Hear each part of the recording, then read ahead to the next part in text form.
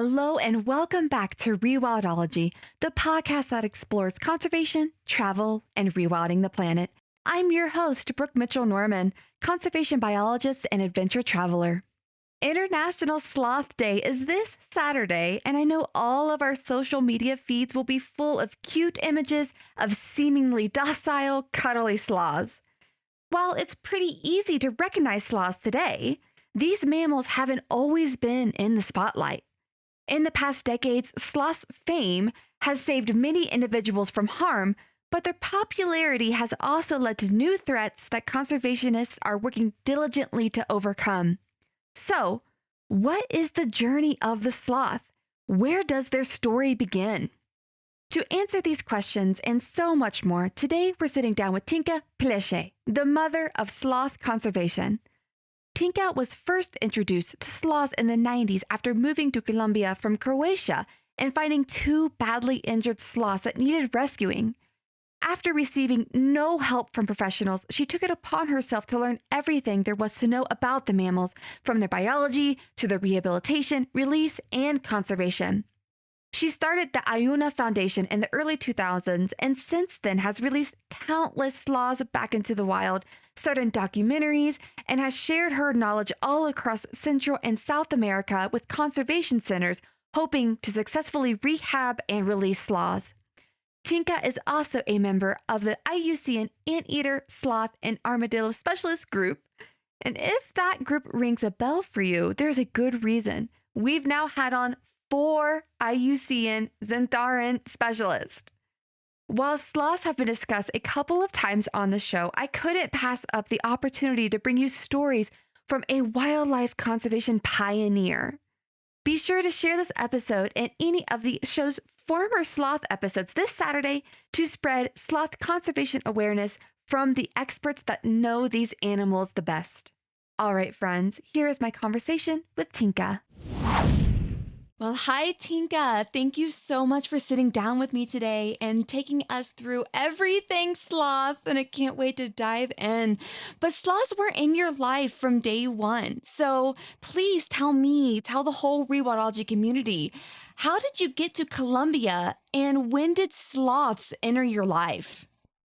Well, my name is Tinka. I'm a Croatian living in Colombia for 35 years.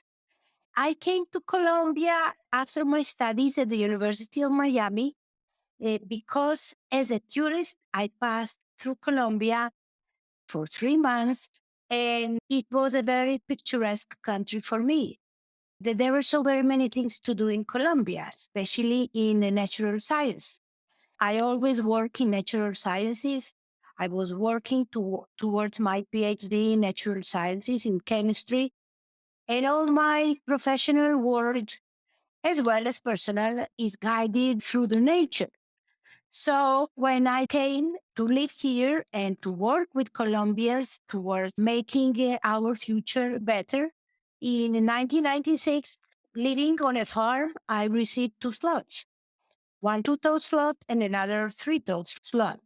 They came to the Aburrá Valley, where Medellin is the second biggest city in the country as a product of illegal trafficking.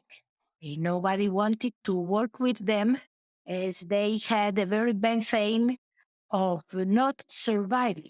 But still, nowadays, 35 years later, sloths are really difficult ones to rehabilitate and to bring back to the nature. So with those two first slots, I did not know anything about slots, but I had very clear that there were two living beings needing our help. And I went to the zoo at that time asking a veterinarian to please help me, as she was a specialist. And she told me, well, there is nothing to do with slots. All of them die. What would you say to such a, phrase? I told her, so what do you do with slots when they come to the zoo to be attended at that time? Nowadays, the situation is a little bit different. And she told me, no, I let students carry them until they die. For me, until today, now talking with you, it has been the worst phrase I have ever heard. And even worse, from a professional. But nowadays, I'm very thankful to her because I started studying.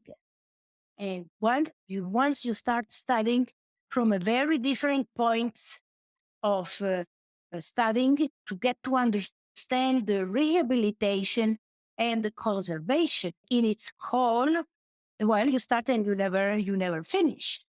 So that is in brief how I started. Which is amazing. And one thing that I absolutely love and just had the opportunity to sit down with you is you have been doing this for a very long time, which is super special. And it's hard to compete with decades of experience and passion. So from your experience, could you kind of give us a synopsis or maybe the journey? How has sloth conservation changed throughout your decades in the field? Well, look, there are those professional currents in conservation biology that individual who comes out from the forest, it is not representative for the conservation. Here in Colombia, you still find nowadays those types of thoughts, but I think we always have to open up our mind and look at other living beings from a very different point of view. They are living beings the same as we are. How much do we need to learn and study in order to understand the situation, in order to understand those other living beings and helping them? Every year, thousands and thousands of wildfowl, among them sloths, of course, and other xenarthrans, they come out from the forest. Many of them die, but then still there are many who survived. So are we going to keep all of them in the captivity that we can never have the same as in the forest, or we have to change our point of view and look at them through a very different perspective. One of the very big things, and especially veterinarians, they love to talk about zoonosis. Of course, each of us have our microflora and fauna very abundant, and it is in perfect equilibrium. When we don't have it in equilibrium, then we start feeling bad. Well, the same is with animals. So if the animals, in this case, transfer their diseases to us, what are the diseases or vectors or microorganisms, all types of them that we transfer to them? So we cannot anymore look and think that we are the omnipotent human beings and that everything turns around us. I think the Mother Nature, Gaia, the Earth is telling us, hey, my dears, okay, you keep on thinking like that, and somehow nowadays I have to defend from you. So all of us are complaining nowadays because of global warming.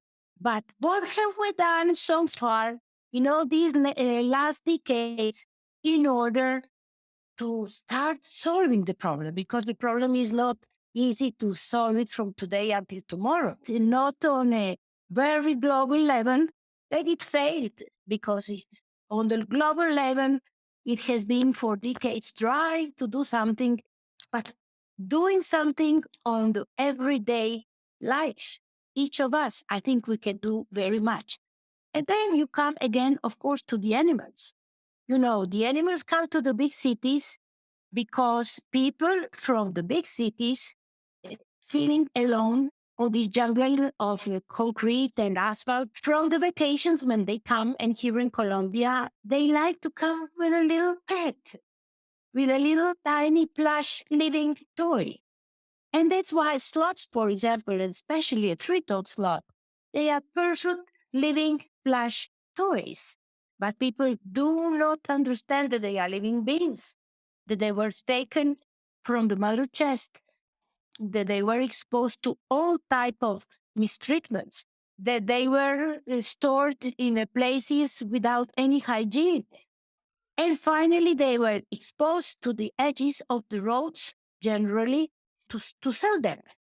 And if that is not enough, when they are sold, because traffickers say, oh, they are perfect pets for you, and that is not the truth. And they say, the traffickers, you just open your refrigerator and whatever you find in your refrigerator, that the animal eats. And that is everything but the truth. So people bring them to the big cities. They realize very, very soon that what they were told has nothing to do with the real situation. Very, very soon, as lot in this case, they start showing that they are sick. When a wild animal shows to you that they are sick, they are already very sick. So there is not very much what you can do, even though if you would love to help them, but if somebody is already so bad, well, there is not very much you can do it. So that is generally the situation that you live here, that you live in the whole Amazon basin and the countries all around the Amazon basin. You find a similar situation or even worse in Central America, in certain countries in Central America, because they have illegal trafficking for tourism. So you have double danger for the animals. On the other hand, people are very amazed with sloths. They are tender loving creatures. They inspire us very much. But I think it is a hypocrisy. We are saying that, but we do not understand. We don't want really to understand that, well, in the world, each of us have a certain space where we live and the function that we fulfill and we want to fulfill. The same is with wild fauna. Their place is in the forest. They fulfill a very important function. And if you want to make the circle completely closed, indirectly, the same as other wild fauna, as well as flora, they contribute to the making all these troubles about the global heating less visible. So, if we don't understand, we are contributing to our own extinction. If we really want to keep on being very anthropocentric. So, when we started working with sloths, at the very beginning, late 90s, first years of this century, we were rescuing sloths door to door, trying to talk with people and make them aware that they are not doing something good. People would treat us really very bad. They would tell us, I bought this animal and this animal is mine. So I can do whatever I want with that animal. Well, the result was a dead animal. Most of them come to the big cities with a very short age. There were situations where the animals were coming to Medellin, the second biggest city, in the first month of their life. So throughout our, educational processes, door to door, person to person, and later, making conferences, workshops, and so on. Nowadays, you find very many people, they are aware that you cannot think like that and you cannot do it in such a way. Within big cities nowadays, you find people who go and bring those animals to the big cities.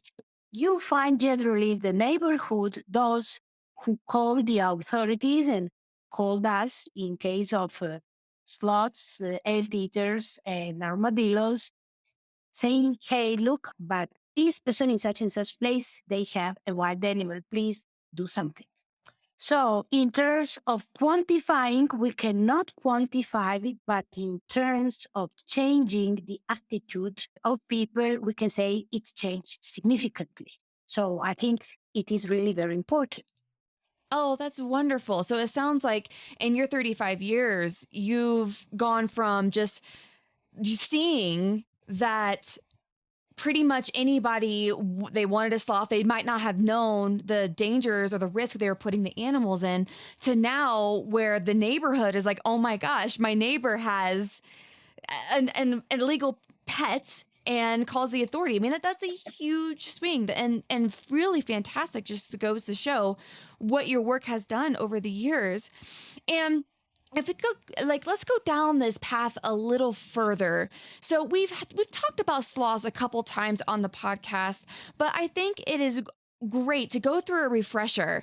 What are some of the biggest threats that they are currently facing, and has that changed in your time in the field? Has what was their biggest risk in 1996, is that still the biggest risk here in 2022, or has that changed? Well, the very big threats to sloths, as well as other wild fauna, but in particular of sloths, are still the same. And I think they are even worse. When I tell you they are even worse because in these last 35 years that I live here in Colombia, deforestation and fragmentation has been extremely big. Every year, thousands and thousands of hectares just disappear. Illegal trafficking keeps on going. It changes, the patterns of functioning because we contributed as well in the capturing of certain traffickers. But then they disappear from one place and then they are working on another place and so on. But then you find global heating, you find fires, forest fires that 35 years before they were not that strong as they are nowadays. You find agriculture and cattle farming every day is more and more extensive, which means there is less and less forest for sloths in this case. And we have to keep in our mind that sloths are extremely arboreal mammals. Sloths are very vulnerable on the floor and they are very slow. On the floor, they are very slow. On the canopy of the forest, they are everything but slow. And there is a lot of things that people keep on saying that especially three-toed sloth is the slowest animal in the world. It is not the truth. They are as slow as they want to be slow, depending upon the danger they see around or not. Because as arboreal mammals, they developed perfect camouflage. So if a sloth does not move, it is very difficult to find out where a sloth is, even for a very good eye who lives in the region or us that we studied them. In 2004, so long time ago, we released a group of sloths, the whole small population, in a place where in the past used to have sloths, but when we released these ones, there were no sloths. So we were doing monitoring for 1 year, and the people who worked in the farm, they continued monitoring. And after a month after the release of certain sloths, we went for a checkup and we were observing the forest. There was no movement, there was nothing. So where were the sloths that we released 1 month ago?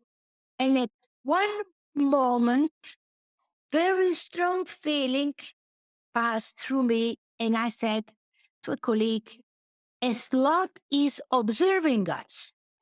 Nothing was moving. I was looking in front of myself, and the colleague said, you are inventing, you are getting crazy. Well, I understand that. At the moment when a person said that, a sloth moved. It was really extremely, extremely impressive. And the sloth was behind the cecropia tree. And when he heard, in quotation marks, our conversation in Spanish, imagine, and the sloth moved down behind the tree and it moved to the part where there were branches extending outside so that sloth could hide himself and we not see a sloth anymore. But I saw a sloth in a moment when a sloth moved. That was the only moment when I realized that I was not crazy, that the sloth was really over there, you know? But like, let's flip the coin here. So we talked about so much about what's facing them, habitat loss, agriculture, the illegal pet trade. I mean, there's so many things that are going against the sloths. So, from your experience, what solutions work and what don't? And do you have any examples of that you could share of maybe some initiatives that went really well that you tried and maybe some that didn't work? To hear both sides of this. Like, it's all a big experiment, right? Of course. Conservation is just we're all figuring it out. So, yeah, maybe what's worked and what hasn't. We have been working through a foundation called Aiunau, which is compound of two words, Ai, which means a three-toed sloth, and Unau, which is a two-toed sloth in the language of indigenous Tupis. And throughout our work, we have different tools. One is rehabilitation, another one is investigation, because you have to generate knowledge about the species in order to help them. And while each country, so in particular, talking about the conservation, about the geographical range, subspecies, the problem of each country, anyway, you have to generate those questions and answers. And what we really found out, people do very many things because of their ignorance, because they do not know what it implies.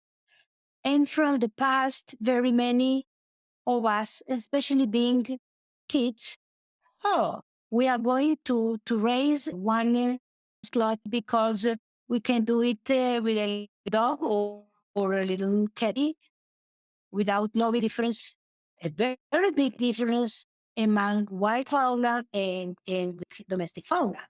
35 years is a big period of time, and the situation changes.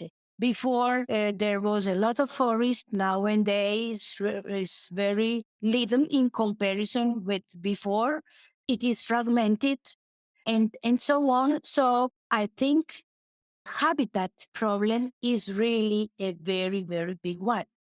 If people would just a little bit open their minds and try to understand how beneficial for our well-being is to preserve each tree, fragment of forest, start connecting one patch with another patch of the forest with the native vegetation, they would do miracles.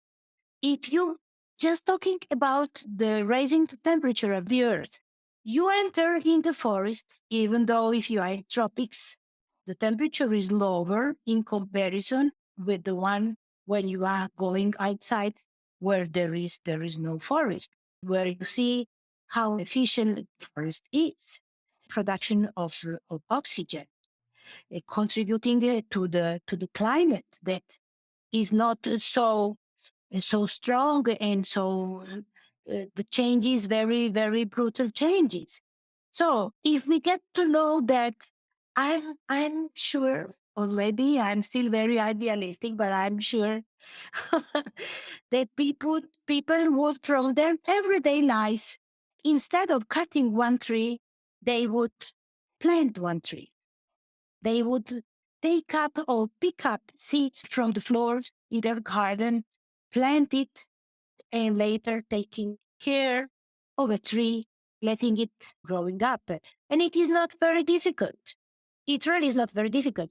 So our work started with rehabilitation, but if you want to rehabilitate and return an animal back to the nature, which we did from those first two slots that we received until nowadays, that I can talk to you about hundreds of slots returned back to the nature after the rehabilitation program and assuring that they will survive, of course, with telemetry, with direct observation, teaching the local people how to continue monitoring and so on.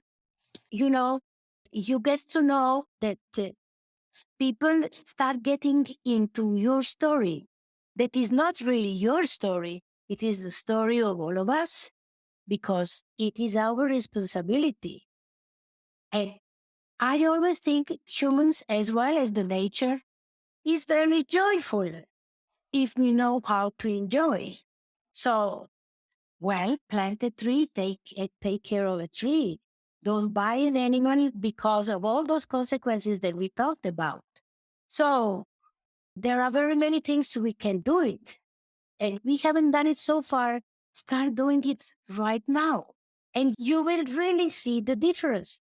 Because as I told you before, we saw the differences in the attitudes of people. Well, I can tell you now, 15th of October, we are going to celebrate 11th Sloth International Day. That day was created in 2010 in the first international meeting about well-being and conservation of sloths. We have done 3 meetings throughout these last decades, and in particular here in Colombia from 2016, trying to fulfill the national program for the conservation of Xenarthran that we did with the Ministry of Environment. The very weak point is habitat, as I already told you. So we created a strategy, sloth territories. I talk about the sloth territories at different regions in the country because what is still left you find in different parts of the country. So especially in the middle of the country is placed in certain parts there are very many big problems with sloths, with the subspecies of the Andean two-toed sloth because the forest is cut down. Andean region is one of the most populated regions, very fragmented, problems with the dogs that turn wild. They start crossing the roads. They are hit by cars. You find the problems with electrocutions, not that strong as in Venezuela or in Costa Rica. Is much, much worse over there than here. But then working with local people and professionals over there from the region, year from year, we taught firemen what to do in case that they need to rescue them. We talked about the species. We started cultivating those moments as Sloth International Day with the several towns in the department of Cundinamarca to understand that we don't need to make very big movements, but from our everyday life, we can contribute very much. So for this year, we are going to plant more than 200 trees, not in whichever part, not in whichever place. We already did the work with the local people that they monitoring the region. They know the places where they slots go, where there are more problems crossing the road or not, you know? So working with local people that each of them is going to participate, bringing their tools. We got to the trees of the native vegetation, of course, and people have been working together with us, understanding and getting to know that that is really necessary and that is really needed. We have a social media for the sloth protection. Over there, we communicate, we share, we help each other. So you see, there are very many things that you can really do. So it is an invitation not to change really a date of a Sloth International Day because it is every year in October. It is a third Saturday in October, which is a month of kids, because we are talking about the kids from the forest. All these dear mammals, they are kids from the forest. All of them are orphans, you know?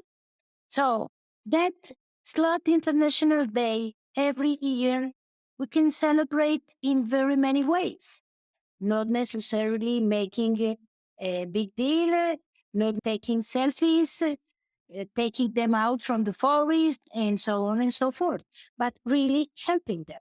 And I can tell you, it is a very special feeling. As you finish a day very tired because you walk, you plant. So it will be a good exercise, breathing a very, very clean oxygen and contributing to, in this case, Sloth, who inspires us, who awakens everything nice and good and dear that we still have inside heart. I think it really is very noble activity. But that's how I feel it, of course. And many other people do it as well. That's wonderful. And it sounds like going through all of that and what this International Sloth Day or Sloth International Day is really aiming for. It sounds like habitat restoration. And I was just curious, is there a movement or some sort of initiative in Colombia to possibly make wildlife corridors between these fragmented areas? Or is that what you're hoping will come? Or I guess what is the state on that in Colombia?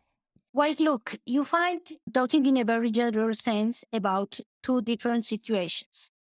Well, government entities in it on a global level and sometimes not on a regional level, they do have activities talking about the corridors. You know, we use the word slot territories because, of course, we want to raise a slot to an umbrella species because sloths live on the canopy of the forest and they live on the canopy of a very good developed forest. They survive in a secondary forest if that forest has more than 20 years, which means it is recovered forest. So I think we have been successful. We could have been more if we obtained bigger support from the government. That is not the case, but we always stimulate a citizen participation, conscious and active citizen participation. Why? Because what makes a very big difference and a very big change is our everyday life. So through everyday life, you can do it. And little by little, people are opening towards that because it is not just to plant whichever tree in whichever part. You have to understand. And what, for example, makes me really extremely happy, the cattlemen, at least in certain parts here in Colombia, in terms that in last few years, they started coming to us, asking us to please help them in the conservation strategies. We developed conservation strategy among the water system throughout the creeks, which is the memory of the earth. That they are over there waiting for the better conditions in order for the vegetation to express. And we help them planting native vegetation and doing the continuity from one creek to another creek. So if we at the very beginning in this strategy make, patches, but we have a patch of 1,000 hectares, not 1 hectare, and we start, stimulating people to do others, we are doing a very good job. And that's what we are doing at this moment. And it makes me really very happy. And well, you can talk about these processes, but you have to work a social factor as well. So with workshops, with conferences, you start working shoulder to shoulder with the local people and they start changing for sure. And I'm telling you from the experience because we have done it, we are doing it, and we will continue doing it. And that is really a very, very rewarding work. Wow, that is wonderful that they were approaching you like we want. They Yes, see it like that is a beautiful story. That is like the mecca of just yes, in conservation when people are like they see you as a leader in this and they come to you and be like, "Please, we want to help. Can you help us help the wildlife?" yes. Well, I could not believe it. I was like, oh, great. We are getting over there, And I would love to take this conversation up a notch if you don't mind. So, you are very connected. You might be like the grandmother of sloth conservation. Like, you are like the leader in this. And with that, you know so many people working across the world to slay, well, not the world. I mean, they're in Central and South America. This part of the world to protect sloths. So, how does maybe the picture of sloth conservation in Colombia maybe differ from other parts of their range? Is it worse? Is it better? Like, of course, yours is doing amazing work, but through your connections, are there other organizations that are really doing sloth conservation the right way? Yes, And maybe yes. what are some of those so that we can go support them and make sure that they're getting the support they need? Well, look, there are very, very few of us. We all of us work together in the specialist group of the IUCN, and we have different committees where we work conservation, where we will work taxonomy, education, and so on. So there is one project in Costa Rica, the only one that I really know that tries to do their best. It is a process. It is not something that from today until tomorrow I can do just about everything. But at least all of us are very open. We share knowledge among us. We share it with the president of the group. There is another one process in Venezuela. You would be surprised. I am really very, very happy to assess them. It doesn't have very many years. It is a personal initiative from one slot that was saved almost 2 years ago. And the person started organizing in a formal way throughout the foundation and rescuing slots on a daily basis. You would get completely crazy what I shared with him and what we try. But he's the main actor, of course, rescuing slots from the electricity wires. There are some problems in those populations around the cities. It is around Caracas, those satellite towns. But the situation in Venezuela is so complex that you really don't know what to do and how to approach a problem because you never know at what time it's going to turn against you. And you are doing your best to try to help slots in this case. So you see, I'm telling you about we are the one, there is a Manchurian 2 in Costa Rica, 3 in Venezuela, 4. I know there are some in Brazil, but I don't know very much about them. So you see, that is really very, very, very few. So it does sound like there definitely are just a few players here that are really trying to do it right. And it is nice to hear though that there are like they're pretty spread out. You said Venezuela, don't know as much Yes, about Brazil, but it sounds like there's at least something going on in Brazil that's positive. Costa Rica. Yeah, so it sounds like things are hopefully moving in the right way. And to bring this up even further up, this is a very international podcast, and we have listeners from literally all over the world. And some of us listening might really want to help too. Is there a way for maybe me in the Colorado Rockies or somebody in India or Africa listening? How can we all help with sloth conservation? yes, there are. First of all, well, I guess all these have their web pages, their Instagram, and all those social medias and so on. Get in contact with very few of us, donate, talk with each program in order to understand a little bit more, to get informed a little bit more, and start participating. It can be throughout the volunteering program, those who have volunteering programs, or donating. Awesome. Yeah. And also love too. So, like, our very amazing mutual friend, Adriana, one of the things that she and I talked a lot about when we sat down was, like not taking selfies, like, the Stop Sloth Selfie campaign. Like that was a really big deal and Mhm. things like that. And like making sure that we hire responsible tour operators if we are in a country that has sloths, just like things like that. So a lot of really good research. And then of course, yeah, voluntourism. Oh my gosh, that is such a big Yes, way to help, such a big way to help because it's hard to get enough just labor help. yes. Yeah, and so to turn it back a little bit more personal, I love asking this question because I never know what anybody's going to say.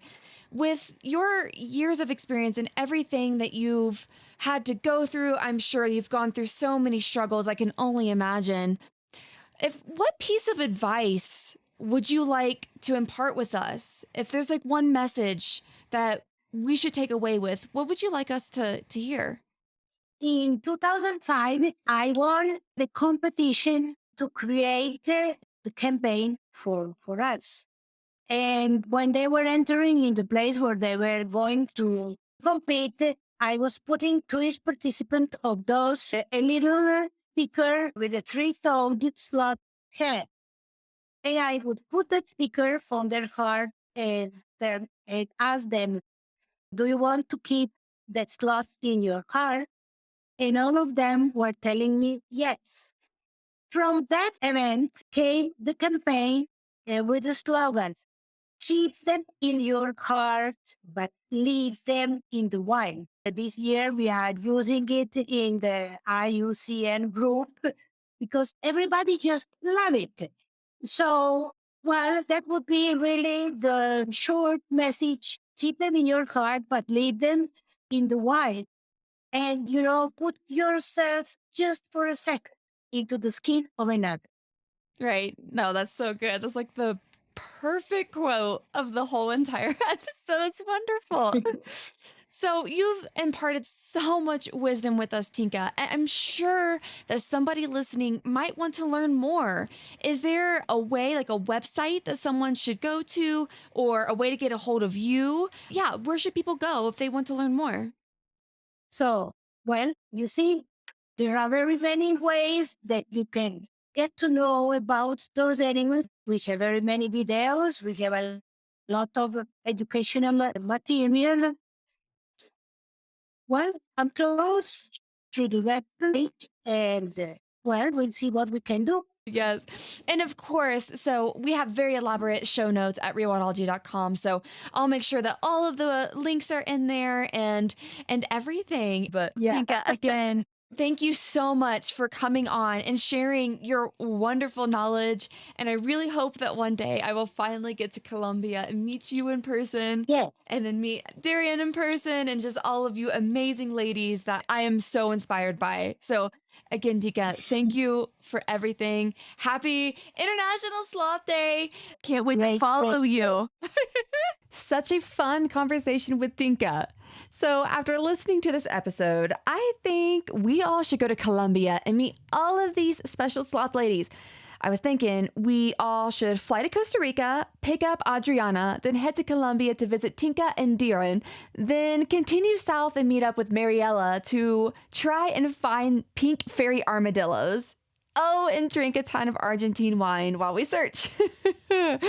Doesn't this sound like such an epic trip? Yes. But anyways, be sure to check out the show notes to learn more about supporting sloth conservation and International Sloth Day. If you have a specific question you'd like to discuss about today's topic, head on over to the Rewildology YouTube channel and submit your question in the comment section of today's episode. Some of you have reached out and asked how you could support the show. Well, I am so happy to share that there are several ways to do so. Some zero-cost ways to support the show, including subscribing to the podcast on your favorite streaming app, leaving a rating and review to boost the algorithm, which will present the podcast to more listeners, signing up for the weekly Rewildology newsletter at the website, subscribing to the YouTube channel, and following the show on your favorite social media app. If you'd like to financially support the show and help us keep these stories on the airwaves, consider making a monetary donation at rewildology.com or purchase a piece of swag to show off your rewildology love. At least 10% of proceeds from this podcast will be donated to our conservation partners. I'd also like to extend a special thanks to Heather Valley, the show's audio and video producer, for making the show sound and look awesome, and Focusrite for powering the podcast sound. If you'd like to see the Focusrite gear we use to record the show, head on over to rewildology.com and check out Nature Podcasting under the Resources tab. Until next time, friends, together we will rewild the planet. Hey, thanks again for listening to this episode of Rewildology. If you like what you heard, hit that subscribe button to never miss a future episode. Do you have a cool environmental organization, travel story, or research that you'd like to share? Let me know at rewildology.com. Until next time, friends, together we will rewild the planet.